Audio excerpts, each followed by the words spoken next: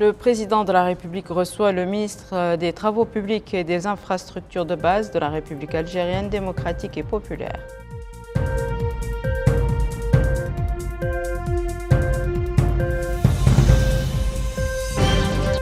La Première Dame supervise le lancement d'une journée de sensibilisation sur l'insertion professionnelle des personnes handicapées visant à faire connaître le programme Offre de services.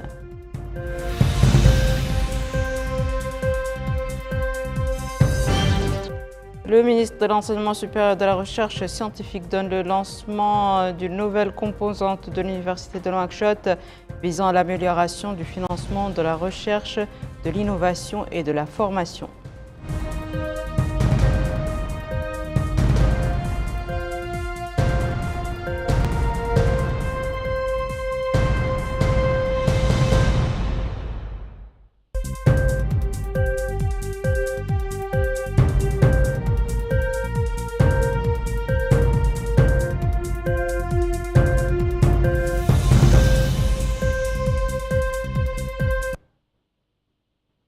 Bonsoir mesdames, mesdemoiselles et messieurs, et merci de vous joindre à nous. D'abord, ce décret, avant de passer au développement de ces titres, la présidence de la République a annoncé que par décret publié ce jeudi, le contrôleur de police, M. Fadili Ould-Naji, a été nommé directeur général adjoint de la Sûreté nationale.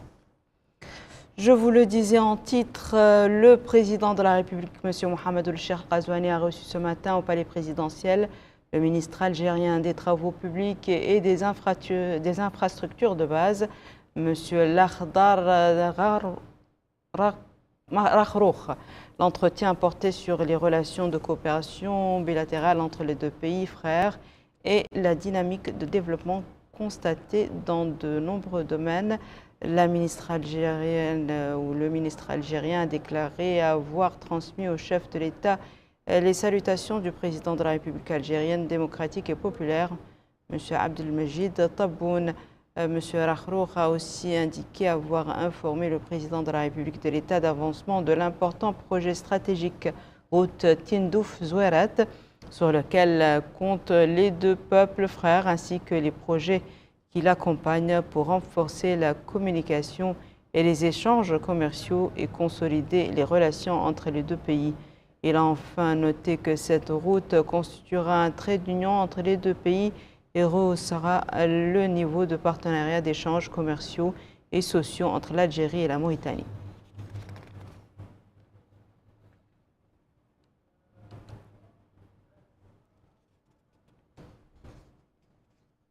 L'actualité marquée par ailleurs ce jeudi par le lancement par la Première Dame, Mme Mariam Fadel-Da, d'une journée de sensibilisation sur l'insertion professionnelle des personnes handicapées sous le thème « Construire un accompagnement personnalisé et une offre de services globale dans un cadre participatif ».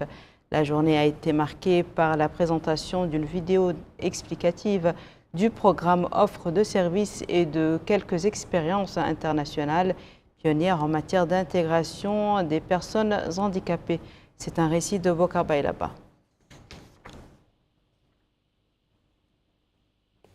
Le nombre de personnes handicapées en Mauritanie est de 507 967, soit 10% de la population totale, selon les données disponibles à l'ANSAD, Agence nationale de la statistique et de l'analyse démographique et économique. Ainsi, le lancement d'une journée de sensibilisation sur l'insertion professionnelle des personnes handicapées s'inscrit dans le cadre des efforts de l'État pour inverser cette courbe.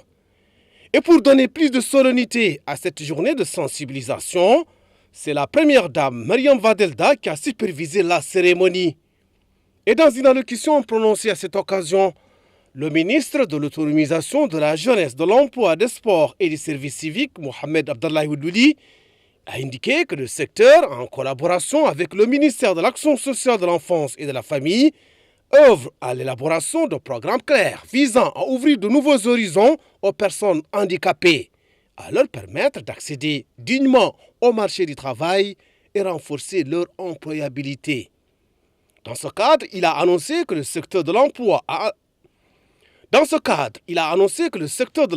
a alloué 100 millions d'Ansenou Guiya au financement d'autoprojets en faveur des personnes handicapées qui tiennent compte de leurs spécificités et répondent à leurs aspirations.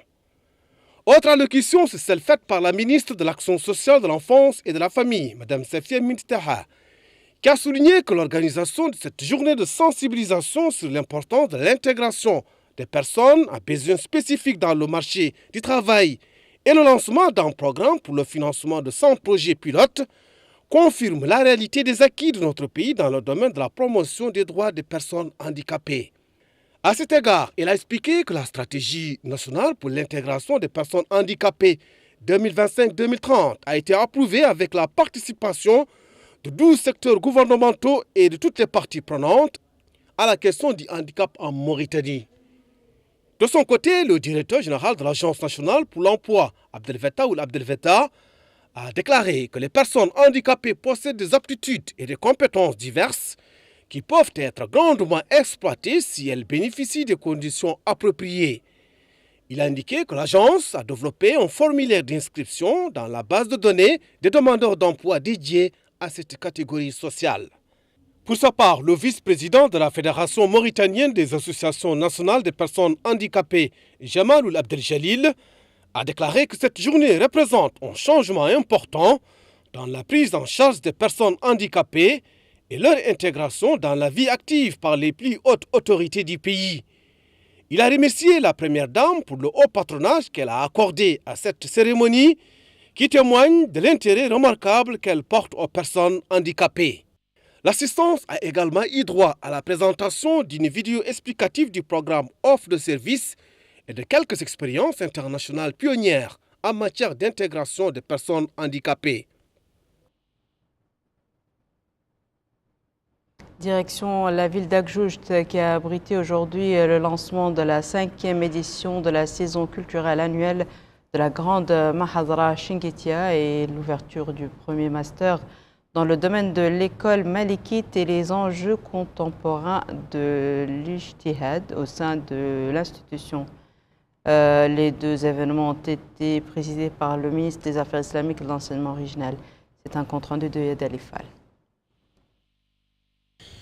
La Mahadra Chinguitienne était au centre de cette soirée, supervisée par le ministre des Affaires islamiques et de l'enseignement originel, en compagnie du Walid Delishiri.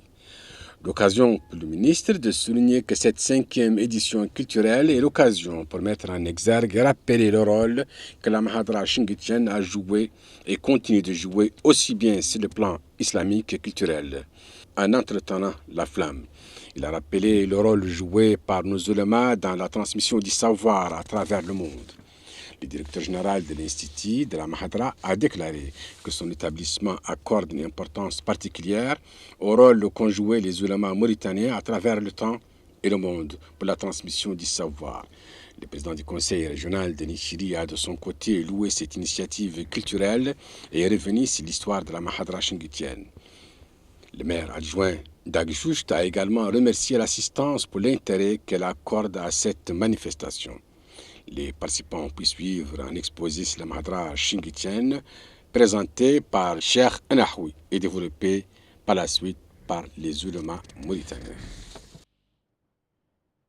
Retour à Nouakchott, le ministre de l'Enseignement supérieur de la Recherche scientifique a supervisé ce jour le lancement d'une nouvelle composante de l'Université de Nouakchott.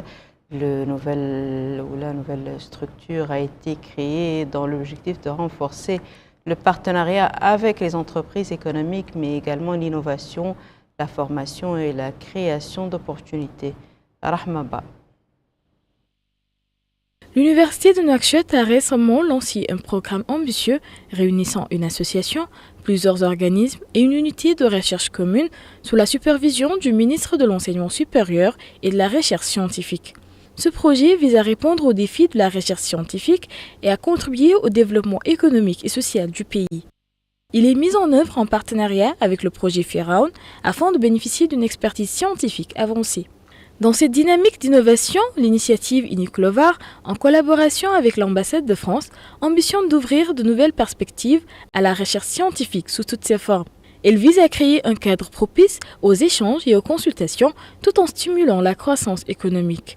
Le ministre de l'Enseignement supérieur et de la Recherche scientifique, Yacoub Oulielmoïne, a souligné l'importance des réformes en cours, annonçant un partenariat avec l'ambassade de France pour renforcer le financement et la recherche scientifique à l'université de Nouakchott.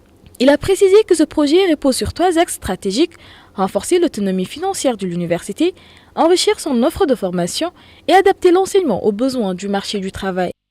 L'objectif est de faire de la recherche scientifique un véritable moteur du développement économique et social. De son côté, M. Alexandre Garcia, ambassadeur de France en Mauritanie, a précisé: grâce à l'engagement de l'université de Nouakchott, ce projet ambitieux a permis une évolution des textes réglementant la recherche scientifique en Mauritanie, constituant ainsi une avancée majeure pour l'enseignement supérieur du pays. L'ambassade de France, Monsieur le ministre, vous le savez, a toujours été un partenaire engagé dans le développement de l'enseignement supérieur en Mauritanie. Le projet FIRUNA, issu d'une demande de l'université de Nouakchott, s'inscrit donc dans une continuité d'initiatives portées par mes services, et parmi lesquelles je citerai le projet FSPI ELARA, dont l'objectif était d'initier une dynamique de réforme de structuration de la recherche scientifique et de son fonctionnement, le projet Formadis-FLE, FSPI Formadis-FLE, de plateforme d'apprentissage du français langue étrangère, qui avait permis de doter le ministère de l'Enseignement supérieur et de la Recherche scientifique en ressources numériques innovantes avec un accès libre et illimité. Les participants ont également assisté à une présentation détaillée des actions menées par Iniclovar et des objectifs qu'elle poursuit dans différentes disciplines scientifiques. À travers cette initiative, l'université de Nouakchott souhaite renforcer son interaction avec le marché du travail.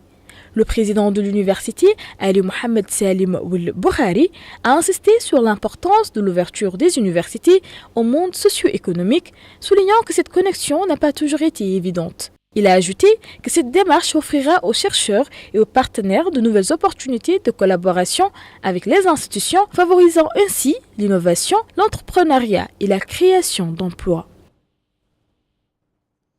Le Japon a offert à notre pays du matériel agricole d'une valeur d'environ 150 millions d'émerus.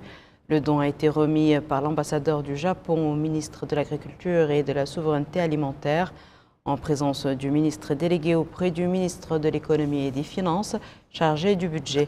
L'occasion pour le ministre et le diplomate japonais de se féliciter du niveau de coopération entre les deux pays. Bokar Bey là-bas. Ce lot d'équipements agricoles offert par le Japon à notre pays est d'une valeur de 150 millions de nouvelles Zugiya.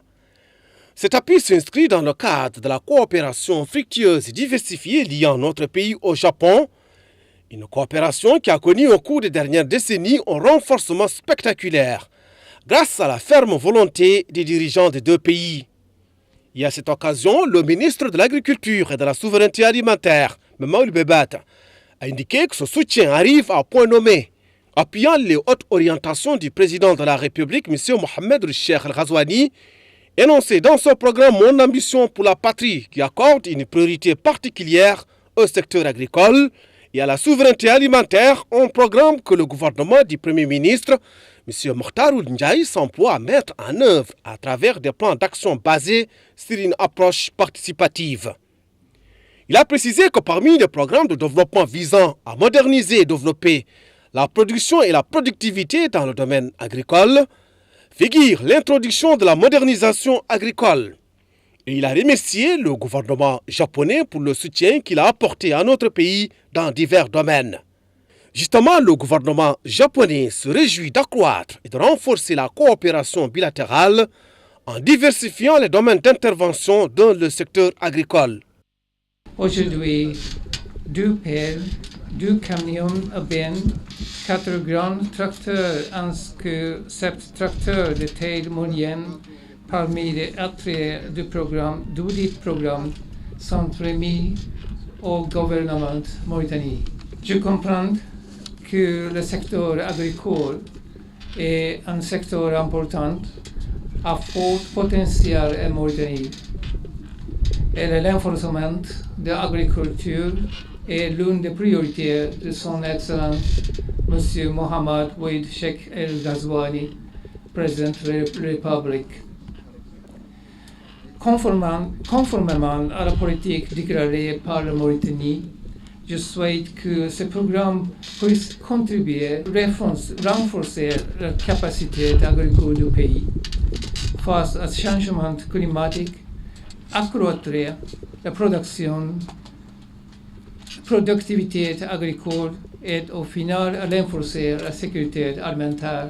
L'adjoint au maire de Riyad a salué le choix de la commune pour accueillir la cérémonie de réception de cet important lot d'équipements agricoles qui contribueront à renforcer les efforts de l'État pour atteindre l'autosuffisance alimentaire. Au terme des allocutions, le ministre de l'Agriculture et de la Souveraineté alimentaire, le ministre délégué auprès du ministre de l'Économie et des Finances chargé du budget, Kojoro Moussa Ngenor, et l'ambassadeur du Japon ont été édifiés sur la nature de ces équipements agricoles. Une présentation assurée par le conseil technique chargé du développement des filières et de la protection des végétaux Adama Barry. Ces équipements agricoles sont constitués de 11 tracteurs, 2 excavatrices, 15 unités de charries diverses, 3 arracheuses de tubercules de pommes de terre, 2 camions à bennes basculantes, des pièces de rechange pour diverses machines, des équipements d'entretien et d'exploitation ainsi que 17 variétés de semences. Retour sur les activités du ministre algérien des Travaux publics et des infrastructures de base, Lakhdar Raroukhi, et le ministre de l'Équipement et des Transports, M. Ali Ouled-Verek, ont discuté du projet de la route Zouerat-Tindouf et d'autres volets de la coopération bilatérale. Les échanges entre les deux ministres interviennent en parallèle avec la réunion de la commission mixte de coopération mauritano-algérienne de suivi des travaux de la route Zouerat-Tindouf qui devra renforcer les échanges commerciaux entre les deux pays. Dans ce cadre, le ministre de l'Équipement et des Transports et son hôte algérien ont signé le procès-verbal issu des travaux de la commission mixte chargée du suivi de la route Zouerat-Tindouf, appréciant l'importance de cette liaison terrestre et son rôle dans le renforcement des échanges entre les deux pays. Yedalifal. La route reliant Zouerat à Tindouf était au centre de cette rencontre entre les ministres de l'Équipement et des Transports et les membres de la commission algérienne présidée par les ministres des Travaux publics. Ce projet est le fruit de la forte collaboration entre les deux États et les objectifs économiques mais également sociaux, en ce sens qu'elle permettra de relier les deux pays. Le ministre de l'Équipement a souligné à cette occasion que cette session se caractérise par l'importance accordée au projet de route reliant Zouerat à Tindouf, un projet qui, a-t-il dit, jouera un rôle de renforcement des relations entre les deux pays et les deux peuples. Ce projet n'est pas seulement une nouvelle infrastructure, mais aussi un symbole de la forte coopération et collaboration entre les deux États, a dit le ministre.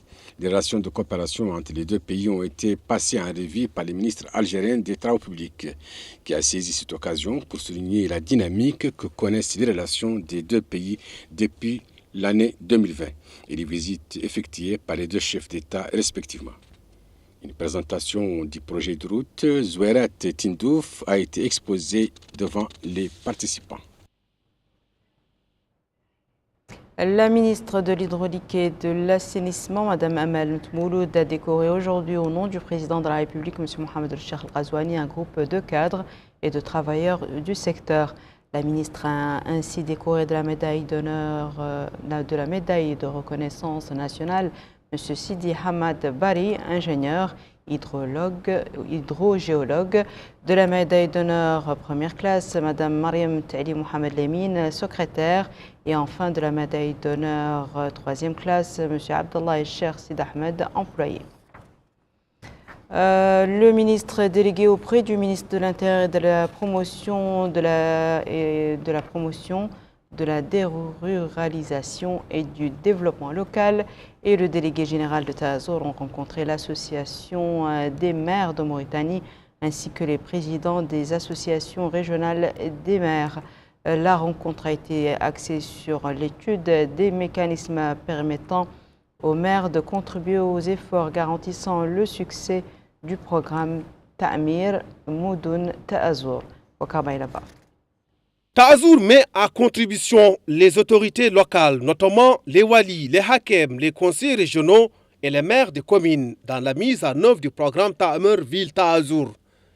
D'ailleurs, le ministre délégué auprès du ministre de l'Intérieur chargé de la promotion de la décentralisation et du développement local, Yacoub Salem Val, a indiqué que cette rencontre vise à confirmer l'engagement du secteur et de l'ensemble de ses départements et agences à la politique générale du président de la République et leur disponibilité à s'engager dans la mise en œuvre du programme Ta'amer en réponse à son appel.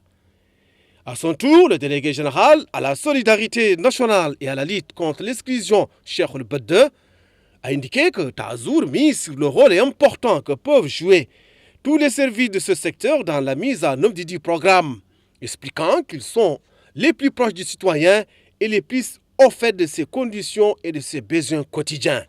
Le maire de Taïret, Ahmed Ali, vice-président de l'Association des maires de Mauritanie, a exprimé sa gratitude au président de la République pour le lancement de ce programme ambitieux qui touche à la réalité et aux aspirations des couches vulnérables. Il a déclaré que l'expérience de l'Association des maires de Mauritanie avec le registre social Takavoul et d'autres programmes mis en œuvre par Ta'azour a permis aux maires de Mauritanie d'acquérir une grande expérience dans la coopération avec ce secteur important. La Commission électorale nationale indépendante en partenariat avec la Fondation internationale pour les systèmes électoraux a organisé jeudi à Nouakchott un atelier de présentation et de diffusion de son plan stratégique pour la période 2025-2027. Le contexte de ce plan stratégique s'inscrit dans le cadre des leçons tirées des élections précédentes ainsi que la volonté de la Commission électorale d'améliorer continuellement ses pratiques professionnelles. Fatimata D. Le contexte de ce plan stratégique s'inscrit dans le cadre des leçons tirées des élections précédentes ainsi que la volonté de la Commission électorale d'améliorer continuellement ses pratiques professionnelles. C'est un document de référence qui définit les visions, les objectifs, les valeurs et les résultats escomptés en tant que piliers stratégiques sur lesquels repose l'activité en cours de la Commission électorale.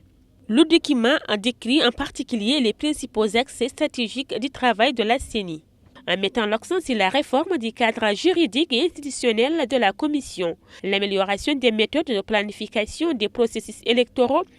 Dans une allocution prononcée à cette occasion, M. Daoul Abdel Jelil, président de la CENI, a indiqué que l'objectif de rechercher derrière cet atelier est double, à savoir partager le contenu du plan stratégique avec tous les partenaires et acteurs clés du processus électoral, tout en assurant leur contribution et avis sur tout ce qui permettrait de garantir sa mise en œuvre de manière plus complète, efficace et adaptée à la réalité sur le terrain.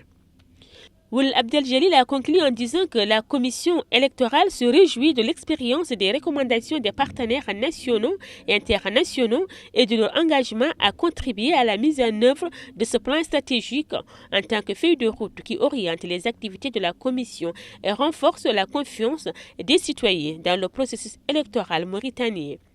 Il faut dire que le succès de ce plan stratégique dépend en grande partie des efforts collectifs concertés des différentes parties impliquées dans ce travail, ainsi que la mobilisation des ressources nécessaires et du suivi rigoureux de la mise en œuvre des activités prévues.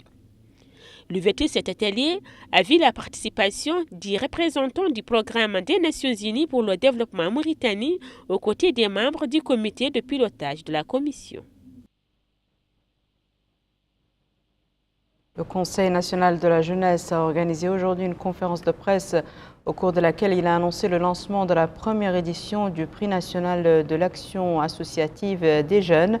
Ce prix vise à revitaliser et à valoriser le travail associatif national et à jeter la lumière sur le rôle de la jeunesse dans le développement local et national ainsi qu'à promouvoir l'esprit, l'innovation et de renouveau dans le domaine de l'action associative. La présidente du Conseil national de la jeunesse, Mme Zainaboun Abdel Jelil, a indiqué que la CENI a lancé l'initiative Sharek, dont ce prix constitue le deuxième volet et le premier volet étant les campagnes de sensibilisation qui ont commencé dans l'Est mauritanien et se poursuivront au sud et au nord. Madame Abdeljelil a noté que dans le cadre de ces campagnes de sensibilisation, les jeunes ont été encadrés et formés dans plusieurs domaines liés à l'action associative et à travers eux, le Conseil a pris connaissance de l'ampleur des efforts et du niveau de participation des jeunes dans toutes les wilayas du pays dans lesquels la rareté des ressources et la faible formation constituent deux défis fondamentaux. Voici à présent, mesdames et messieurs, le rappel des titres. Le président de la République reçoit le ministre des Travaux publics et des infrastructures de base de la République algérienne démocratique et populaire.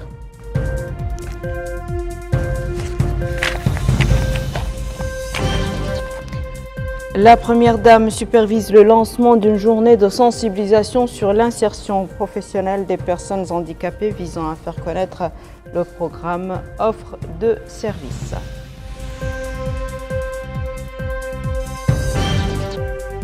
Le ministre de l'Enseignement supérieur et de la Recherche scientifique donne le lancement d'une nouvelle composante de l'Université de Nouakchott visant à l'amélioration du financement de la recherche, de l'innovation et de la formation.